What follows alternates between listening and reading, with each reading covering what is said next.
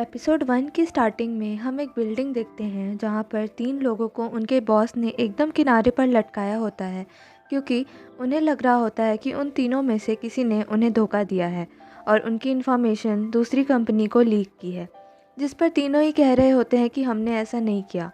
वहाँ उनका एक और आदमी मौजूद होता है जो कहता है कि जल्दी से इन्हें ख़त्म करो, हम बाद में पता लगा लेंगे कि किसने हमारी इन्फॉर्मेशन लीक की है। और ये सुनकर उनका बॉस उनकी रस्सी काटने ही वाला होता है। उसी समय हमारी फीमेल लीड की एंट्री होती है।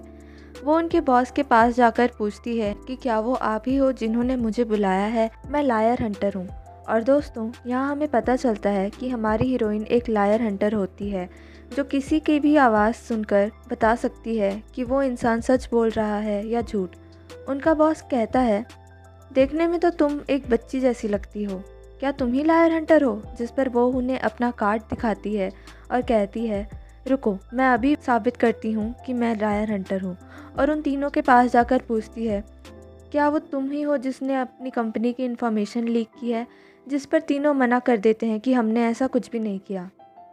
फिर वो आदमी कहता है कि तुम इनकी बात पर कैसे यकीन कर सकती हो? तो वो कहती है, मैंने कह दिया ना, तो यही सच है। फिर सोली उस आदमी से पूछती है कि कहीं तुमने तो इन्फॉर्मेशन लीक नहीं की? जिस पर वो कहता है कि ये तुम कैसी बातें कर रही हो? तो उनका बॉस कहता है, इसे उसका जवाब दो। फिर वो कहता है कि नहीं, मैंने नहीं किया। जिस पर सोली उसकी आवाज़ सुनकर पहचान जाती है कि वो झूठ बोल रहा है और उसके बॉस को बता देती है कि इसी ने तुम्हारी इन्फॉर्मेशन लीक की है। तो फिर वो आदमी कहने लगता है कि तुम इस लड़की की बात पर कैसे यकीन कर सकते हो? मैंने तुम्हारी जान बचाने के लिए अपनी टांग भी तुड़वा दी। जिस पर सोली कहती है कि वाकई तुम्हारी टांग टूटी हुई है। और सभी को पता चल जाता है कि वो झूठ बोल रहा था और पैर टूटने का नाटक कर रहा था। फिर उसका बॉस उसे बहुत मारता है। फिर वो सोली को कुछ पैसे देता है और वो वहाँ से जाने लगती है। जाते वक्त रास्ते में सोली को एक आदमी दिखता है जिसने सॉकर की टी शर्ट पहनी होती है, जिसे देखकर सोली बहुत खुश हो जाती है क्योंकि वो भी सॉकर गेम की फ़ैन रहती है। हमें यहाँ उस आदमी का चेहरा नहीं दिखाया जाता, पर उसके हाथ में एक शर्ट होती है जिस पर बहुत सारा खून लगा होता है। अगली सुबह सोली को वही आदमी दिखता है जिसका झूठ उसने पकड़ा था। वो उसे देखकर कहता है, मैं तुम्हें छोड़ूंगा नहीं, और सोली का पीछा करने लगता है। अपनी जान बचाकर सोली वहाँ से भाग निकलती है और जैसे तैसे बस स्टैंड पहुँचकर एक बस की टिकट ले लेती है और उसमें चढ़ जाती है। और उसी बस में हमें हमारा मेन लीड दिखाया जाता है जिसका नाम होता है किम दोहान। वो काफ़ी परेशान लग रहा होता है।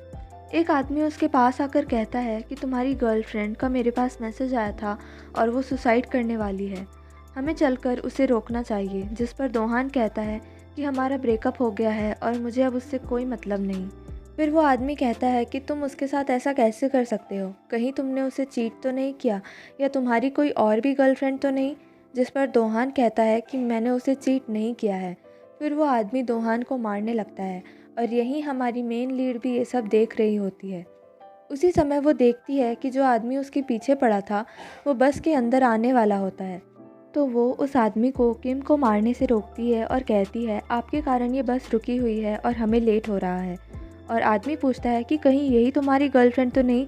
जिस पर वो कहती है कि हाँ हाँ, मैं ही इसकी गर्लफ्रेंड हूँ, और उसे बस से नीचे उतार देती है, जिसके कारण वो आदमी भी नहीं चढ़ पाता और बस चलने लगती है। और सोली की बातें सुनकर हमारा मेन लीड हैरान होकर सिर्फ उसे देखने लगता है कि ये क्या बोल रही है। फिर सोली उसे कहती है कि तुम्हें मुझे थैंक यू कहने की ज़रूरत नहीं है, और उसे कहती है कि तुम उस आदमी से सिर्फ मार क्यों खा रहे थे? तुम उस आदमी को वापस मार भी तो सकते थे, लेकिन तुम सिर्फ उससे मार खाए जा रहे थे, जिससे ऐसा लग रहा था कि तुमने वाकई अपनी गर्लफ्रेंड को चीट किया है। जिस पर दोहान कहता है कि तुम्हें कैसे पता कि मैं सच बोल रहा था? जिस पर सोली कहती है कि मैंने कह दिया ना, तो यही सच है। फिर वो अपना कार्ड दिखाकर उसे बताती है कि मैं एक लायर हंटर हूँ। जिस पर किम दोहान कुछ नहीं कहता और शांति से वहीं बैठे रहता है। फिर सीन शिफ्ट होता है 5 साल बाद का, जहाँ सोली अपनी क्लाइंट की कज़न बनकर उसके बॉयफ्रेंड का लाई डिटेक्ट करने जाती है। सोली को देखकर उसके क्लाइंट का बॉयफ्रेंड कहता है कि तुम दोनों क्या वाकई में कज़न्स हो, क्योंकि तुम दोनों बिल्कुल भी एक जैसे नहीं दिखते। फिर सोली उससे पूछती है, क्या तुम पैसे के लिए इसे डेट कर रहे हो? जिस पर उसका बॉयफ्रेंड कहता है ये कैसे सवाल पूछ रही है तुम्हारी बहन? तो वो कहती है कि मेरी बहन बहुत स्ट्रेट फॉरवर्ड है और तुम्हें इसके सवाल का जवाब देना चाहिए। जिस पर वो कहता है, सच बताऊँ तो पहले मैं पैसों के लिए इनके साथ था, पर अब मुझे सच में प्यार हो गया है। जिस पर सोली कहती है, ये सच कह रहा है। फिर उनकी मेड उन्हें वाइन देने आती है तो वो अपने बॉयफ्रेंड को उसे ग्रीट करने को कहती है। जिस पर वो कहता है, आपसे मिलकर अच्छा लगा। ये सुनकर सोली समझ जाती है और उनकी मेड और उसके बॉयफ्रेंड से पूछती है, तुम दोनों पहले मिल चुके हो? और ये सुनते ही मेड के हाथ से वाइन का जग गिरकर टूट जाता है और बॉयफ्रेंड ये देखकर घबरा जाता है और जल्दी से मेड के पास जाता है और पूछता है, क्या तुम ठीक हो? मेड कहती है, मैं ये सब साफ़ कर देती हूँ। और उसे देखकर सोली पूछती है, क्या तुम प्रेग्नेंट हो? जो मेड कहती है, नहीं, और ये साफ झूठ होता है। फिर वो उसके बॉयफ्रेंड से पूछती है, क्या तुमने इसे प्रेग्नेंट किया है?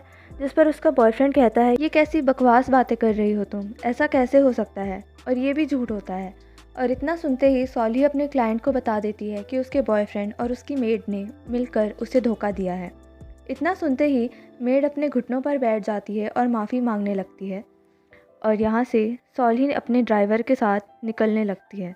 कार में बैठते ही वो अपने महंगे चप्पल और कपड़े उतार कर वापस से पैक करके रख देती है, जिसे देखकर उसका ड्राइवर पूछता है कि आप इतना पैसा बचाकर क्या करते हो? मतलब हम अपनी फ़ीस हर साल बढ़ाते हैं। तो वो कहती है, हर साल सभी चीज़ों के प्राइस भी तो बढ़ते हैं और तुम्हारी सैलरी भी तो मैं हर साल ही बढ़ाती हूँ। फिर हमें सॉली बताती है कि मुझे ये झूठ पता कर लेने की पावर अपनी माँ के पेट से ही मिली है। हम देखते हैं कि जब सॉली की माँ प्रेग्नेंट होती है तब वो सभी रिलीजन के भगवान के पास जाकर उनसे ये प्रार्थना करती है कि मेरे बच्चे को एक ऐसी एबिलिटी, एक ऐसा गिफ्ट देना जिससे वो आसानी से पैसे कमा सके और उसे अपनी लाइफ में स्ट्रगल ना करना पड़े। और शायद ये उन सबकी ही देन है कि आज मेरे पास झूठ पहचान लेने की सुपर पावर है। लेकिन कोई भी इस पावर पर बिलीव नहीं करेगा, इसलिए मुझे शामन बनने का नाटक करना पड़ता है। वो सबको ये बताती थी कि स्पिरिट्स यानी आत्माओं की मदद से वो झूठ को पता कर लेती है और इसी से वो बहुत सारे पैसे कमाती है।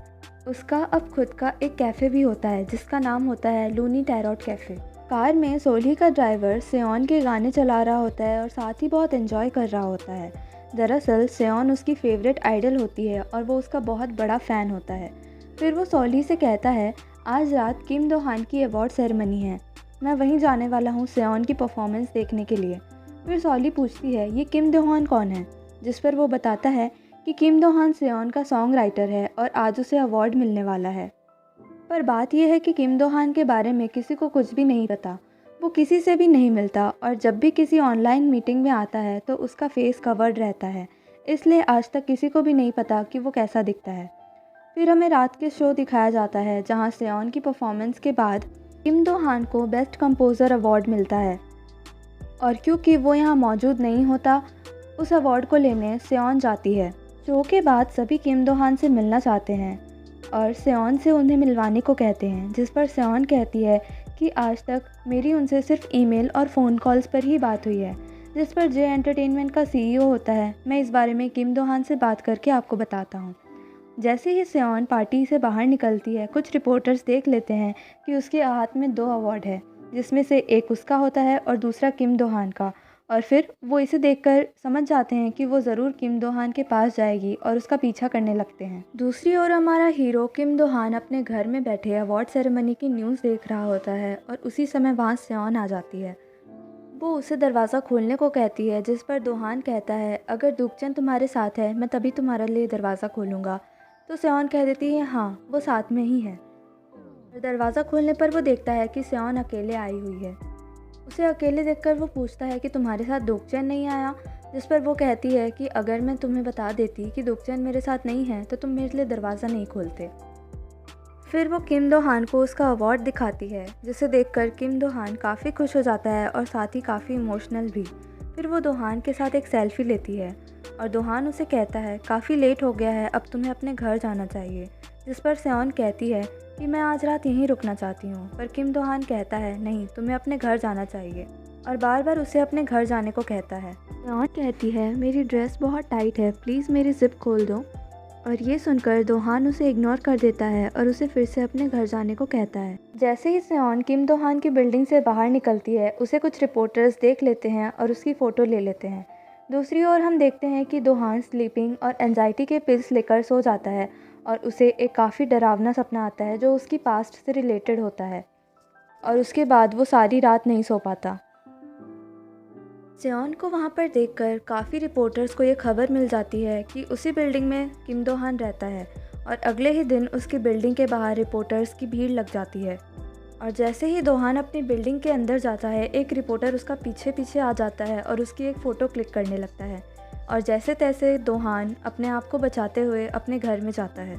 थोड़ी देर बाद डुकचैन दोहान के घर आता है और उसे बताता है कि अब सभी रिपोर्टर्स को ये खबर मिल गई है कि तुम इसी बिल्डिंग में रहते हो, इसलिए उनका आना जाना लगा रहेगा। फिर वो दोहान को अपने एक अपार्टमेंट का एड्रेस देता है और बताता है ये अपार्टमेंट मैंने काफ़ी टाइम पहले लिया था और अब तक मेरी वाइफ को भी इसके बारे में पता नहीं है। तुम वहाँ जाकर कुछ टाइम के लिए रह लो, तब तक मैं यहाँ पर चीज़ें संभाल लूँगा और किसी को भी तुम्हारे बारे में पता नहीं चलेगा। तो जब तक तुम वहाँ रहो बिल्कुल आराम से बिना मास्क के रह सकते हो। रात में हम देखते हैं कि जिस शॉप में सॉली सामान ले रही होती है, उसी शॉप में एक आदमी काले कपड़े और काले मास्क में मौजूद होता है जिसका वहाँ पोस्टर लगा हुआ होता है। रास्ते में वो सॉली का पीछा करता है लेकिन सॉली जल्दी से वहाँ से भाग जाती है। अगली सुबह उस एरिया के सभी शॉप ओनर्स भी उस पोस्टर को देख लेते हैं। सॉली अपने कैफ़े के फॉर्च्यून टेलर के साथ अपनी शॉप में बैठ के बातें कर रही होती है और उसी वक्त उसे एक मैसेज आता है कि आज शॉपकीपर्स की कोऑपरेटिव मीटिंग है बार में, जिसमें उसे जाना ही पड़ेगा। रात को बार में काफ़ी भीड़ रहती है। जैसे ही सॉली उस बार में जाती है मीटिंग के लिए, उसके कानों में घंटी बजने लगती है क्योंकि वहाँ हर कोई कुछ ना कुछ झूठ बोल रहा होता है। उसी मीटिंग में एक शॉप ओनर वही पोस्टर दिखा के सबको अलर्ट रहने को कहता है। रात में जब फॉर्च्यून टेलर कैफ़े बंद करके जा रही होती है, तब उसे ये एहसास होता है कि कोई उसके पीछे है। वो अपने बैग से पेपर स्प्रे निकालती है पर गलती से परफ्यूम निकल जाता है और वो उसे स्प्रे करके वहाँ से भाग जाती है। वो आदमी फिर भी उसका पीछा करता है। भागते वक्त वो गिर जाती है और उसी समय उसके बैग से पेपर स्प्रे निकलता है जिसे वो जल्दी से उस आदमी के ऊपर डाल देती है और चिल्लाने लगती है। उसकी चीख सुनकर वो आदमी वहाँ से भाग जाता है और सभी जल्दी से बाहर निकलते हैं। फिर वो सबको बताती है कि मैंने ब्लैक मास्क और ब्लैक हुडी वाले आदमी को उस डायरेक्शन में भागते हुए देखा। सभी उसे ढूंढने लगते हैं और आखिर में वो एक ब्लैक मास्क और ब्लैक हुडी पहने हुए आदमी को पकड़ ही लेते हैं। इतनी भीड़ देखकर वो बहुत घबरा जाता है और कहता है कि आपने मुझे क्यों पकड़ा है, मैंने ऐसा कुछ भी नहीं किया। और ये सुनकर सॉली को पता चल जाता है कि वो सच बोल रहा है। वहाँ मौजूद एक लड़की उसका मास्क हटाने को कहती है, जिस पर वो मना करता है। वो फिर भी उसका मास्क खोलने लगती है तो सॉली उसे ऐसा करने से रोकती है और कहती है ये सच कह रहा है, ये वो नहीं है। फिर किमची शॉप की ओनर उसे पूछती है कि तुम्हें कैसे पता कि ये सच कह रहा है। तब सॉली कहती है मैंने कह दिया ना, तो यही सच है।